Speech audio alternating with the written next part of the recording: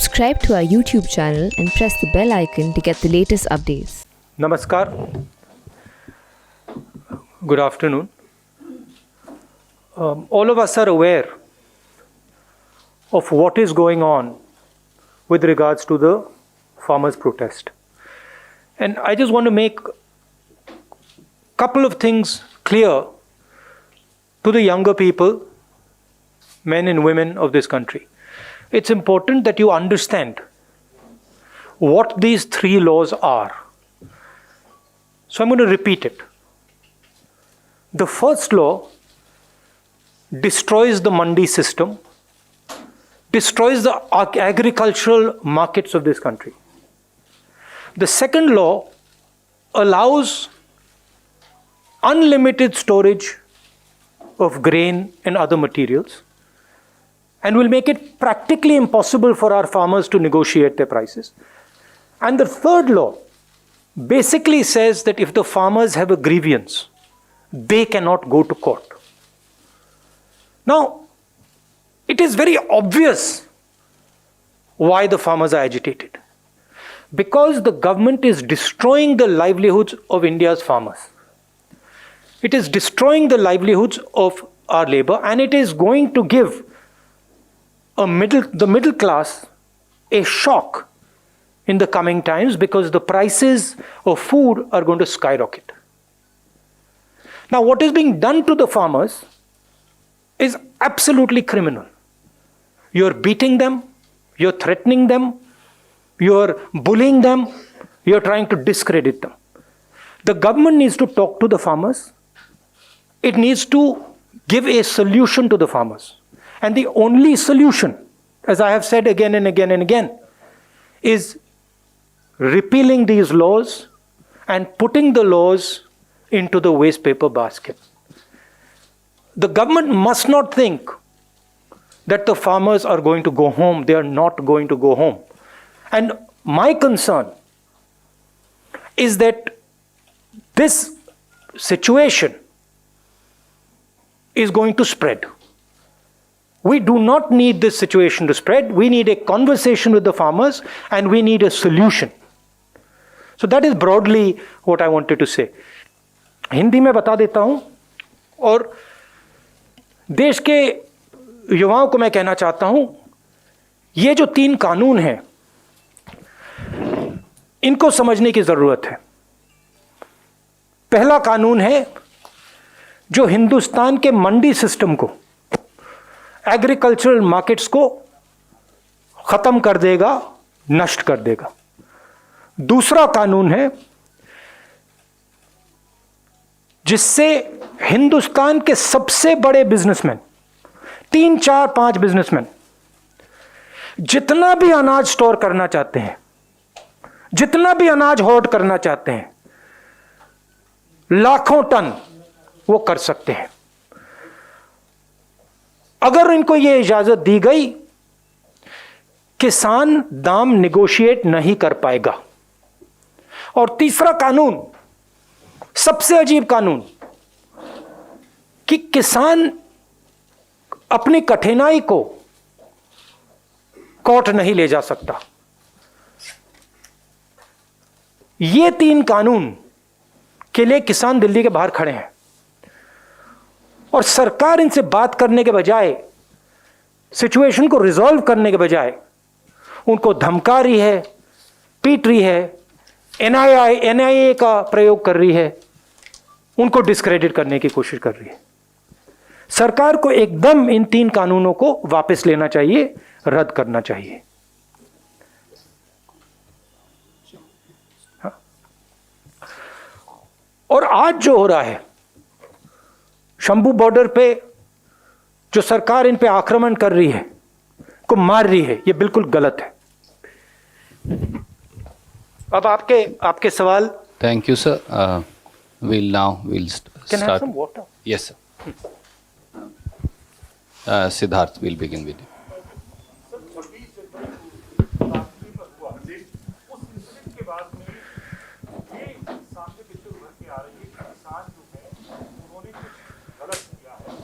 आप मुझे एक बात बताइए, किसानों को 50 किसानों को रेड फोर्ट के अंदर किसने जाने दिया और क्यों जाने दिया? क्या होम मिनिस्ट्री का काम नहीं है कि रेड फोर्ट पे इनको नहीं जाना चाहिए, अलाउ करना चाहिए? उसके लिए कौन जिम्मेदार है? सीधी सी बात है, उनको क्यों अंदर जाने दिया, किसने अंदर जाने दिया? होम मिनिस्टर से जाके पूछिए, और उसके पीछे क्या आइडिया था, किस प्रकार अलाउ किया गया, वो भी पूछ लीजिए। Sanjeev.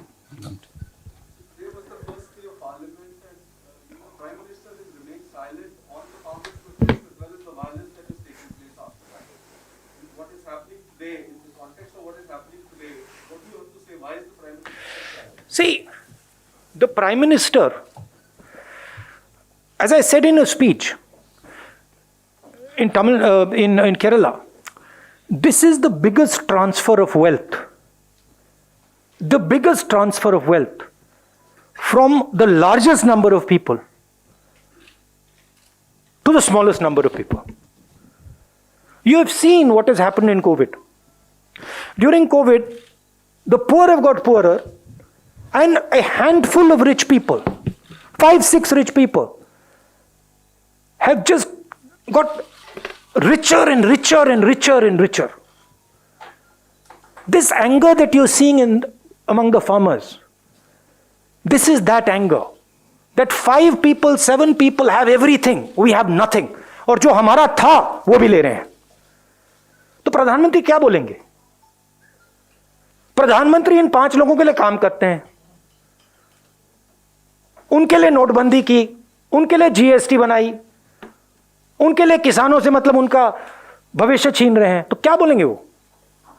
कुछ बोलने को नहीं है। मगर उनको यह नहीं लगना चाहिए कि किसान पीछे हट जाएंगे। और मैं किसानों से कहना चाहता हूं, हम सब आपके साथ हैं, 1 इंच पीछे मत हटिए, 1 इंच पीछे मत हटिए। ये आपका भविष्य है, इसके लिए आप लड़िए। और ये जो 4-5-10 लोग हैं, ये जो आपका सामान, आपका भविष्य चोरी करने की कोशिश कर रहे हैं, इनको आप नहीं चोरी करने दीजिए, और हम आपकी पूरी मदद करेंगे। Thank you, News 24 Raman. कल गाजीपुर में किसान के नेता राकेश टिकैत ने आरोप लगाया कि उस इलाके के बीजेपी विधायक अपनी गाड़ियों में आसपास घूम रहे हैं, लोगों को हमारे खिलाफ षड्यंत्र करने के लिए उकसा रहे हैं। और आज जिस सिंघू बॉर्डर के बारे में आपने जिक्र किया, वहाँ पे बीजेपी की पार्षद, महिला पार्षद के पति कुछ लोगों के साथ संरक्षण में बार-बार जिस टेंट में किसान रह रहे हैं, उनको उकसाने की कोशिश कर रही है। देखिए, ये गलत फहमी है बीजेपी को। इसमें अभी एक इशू है कि देश के किसानों को, मैंने केरला में, तमिलनाडु में बात की, देश के किसानों को ये कानून अभी तक डेप्थ में समझ नहीं आए हैं। पंजाब में, हरियाणा में, यूपी में, राजस्थान में इधर बात समझ आ गई है। प्रधानमंत्री को यह नहीं सोचना चाहिए कि यह आंदोलन यहां रुकेगा। यह आंदोलन, मैं बता रहा हूं, यह आंदोलन किसानों से शहरों के अंदर जाएगा, क्योंकि सिर्फ किसान गुस्सा नहीं है। हिंदुस्तान में अब लाखों युवा हैं जिनसे इन्हीं 5-10 लोगों ने, प्रधानमंत्री ने रोजगार छीना है। उनको भविष्य नहीं दिख रहा है।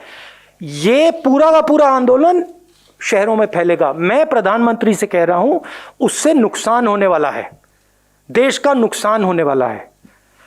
आप किसानों से बात कीजिए, इस सिचुएशन को रिजॉल्व कीजिए, इन कानूनों को वापस लीजिए, नहीं तो देश का नुकसान होगा। Sunil from देखिए, ये जो इंस्टेबिलिटी है,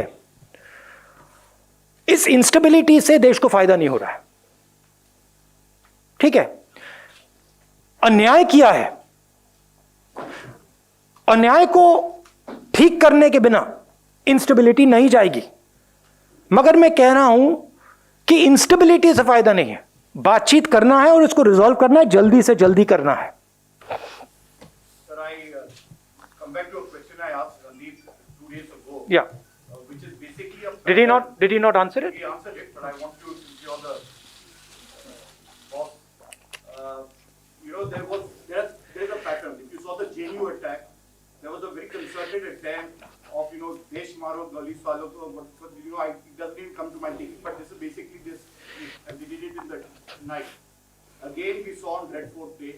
Today, again, we are seeing some incidents. So there is a pattern in terms of how there is a disruptive element that is being done. You have said the Home Minister should be asked.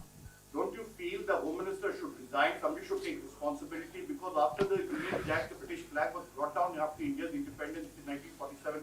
For the first time, we are seeing an attempt on the Red Fort. I think absolutely, the person who has allowed this to happen should resign, but there's no way he's going to resign. I mean, the BJP doesn't take responsibility for its actions, so I don't expect him to resign. But the whole idea is to discredit the farmers. Look, this is a genuine voice. This is a genuine voice, and it is the voice of India that is speaking. ये देश की आवाज है. प्रधानमंत्री को सुननी ही पड़ेगी, और मैं बता रहा हूं, अगर नहीं सुनेंगे ये फैलेगा, ये बाकी प्रदेशों में जाएगा. इसको आप सप्रेस नहीं कर सकते. मेरा काफी एक्सपीरियंस है, अब 15 साल पॉलिटिक्स का एक्सपीरियंस है. इसको आप सप्रेस नहीं कर पाएंगे, ये फैलेगा और जोनों से फैलेगा. पीटीआई भाषा अनवर. सर, आज पुलिस की मौजूदगी में वहाँ हिंसा हुई है सिंधु बॉर्डर, और ऐसा लगता है कि लोकल्स बनाम फार्मर, हरियाणा बनाम पंजाब को पेश करने की कोशिश की जा रही है. इस पर आप उसको क्या, उसको लोकल बनाम फार्मर्स बताया जा रहा है कि स्थानीय लोग विरोध कर रहे हैं. हाँ, और कहीं न कहीं कहा है कि पंजाब बनाम हरियाणा भी हो रहा है. हाँ. इस बारे में आपका क्या कहना है? और पुलिस की एक बात बताइए, ये कितने 70 दिन हो गए अप्रोक्सीमेटली? 67 दिन. ये महीनों से यहां खड़े हैं. 10-15 लोग तो नहीं है ना, लाखों लोग हैं. तो कुछ ना कुछ तो होगा, कुछ ना कुछ तो इनकी फीलिंग होगी, इनका दर्द होगा. ये सबके सब, मतलब लाखों लोग बस ऐसे ही खड़े हुए हैं क्या, बिना कोई कारण? कोई ना कोई कारण तो है, सिंपल कारण है. आप इनका भविष्य इनसे छीन रहे हो. आप हिंदुस्तान के एग्रीकल्चरल सिस्टम को तोड़ रहे हो. आप अपने 2-3 मित्रों को पूरा हिंदुस्तान का एग्रीकल्चर सिस्टम पकड़ा रहे हो, और आपको लगता है कि कुछ नहीं करेंगे. अगर आपके घर में रात को चोर आए, आप उसको रोकने की कोशिश नहीं करोगे क्या? करोगे. तो हर किसान के घर में चोर घुस रहा है, नरेंद्र मोदी जी उनको डाल रहे हैं अंदर, और नरेंद्र मोदी जी को लगता है कि किसान कुछ नहीं बोलेगा, घर चला जाएगा. कैसे? सवाल ही नहीं उठता. और चोरी सिर्फ किसानों से नहीं हो रही,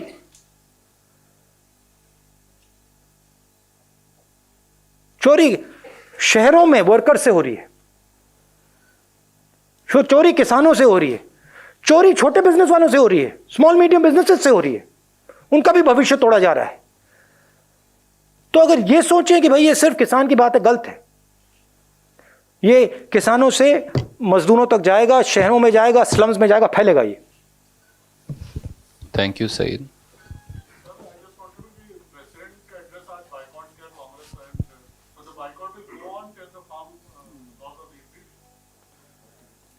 Huh? Well, that's something that we'll discuss, but we decided to boycott the president's address because we did not see the relevance of going there, and we didn't see the relevance of going there, and we wanted to stand in solidarity with the farmers. We'll decide that, and I don't think we need to tell you that now. दाना. राहुल जी, आपने कहा कि आप किसानों के साथ हैं. क्या ये मोरल सपोर्ट की आप बात कर रहे हैं, या कांग्रेस लॉजिस्टिकली भी सपोर्ट करेगी? एक और इसी से सवाल है मेरा, क्या आपकी फार्मर लीडर्स से फोन के जरिए या किसी प्लेटफॉर्म पर मुलाकात या बात हुई है? देखिए,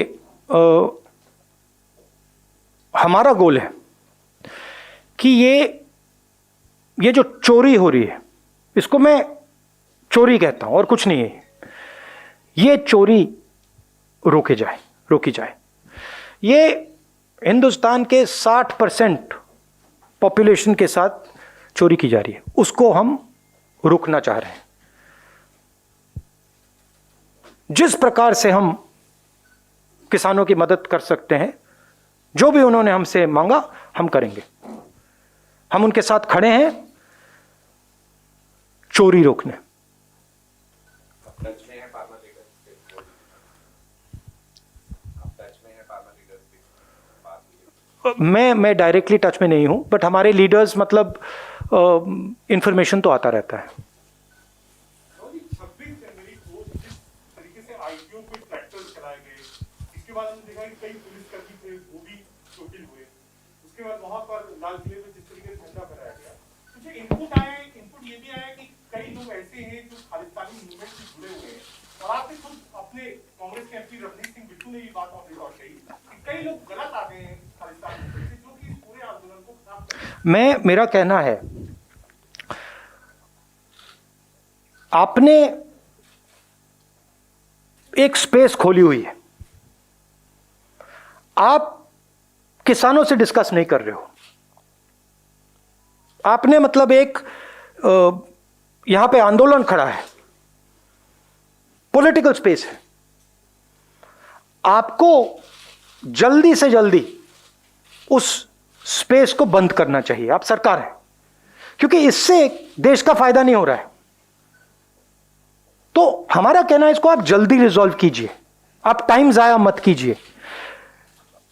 इसमें जो हमारे किसान हैं उनसे आप जल्दी से जल्दी बात कीजिए और इसको रिजॉल्व कीजिए और सिचुएशन को ठंडा कीजिए, यह हमारा कहना है। उसमें 2-3 गलत प्रकार के लोग हों वो ठीक है, उन पर आप एक्शन लीजिए, मगर जो लाखों लोग खड़े हैं वो जेन्युइन लोग हैं।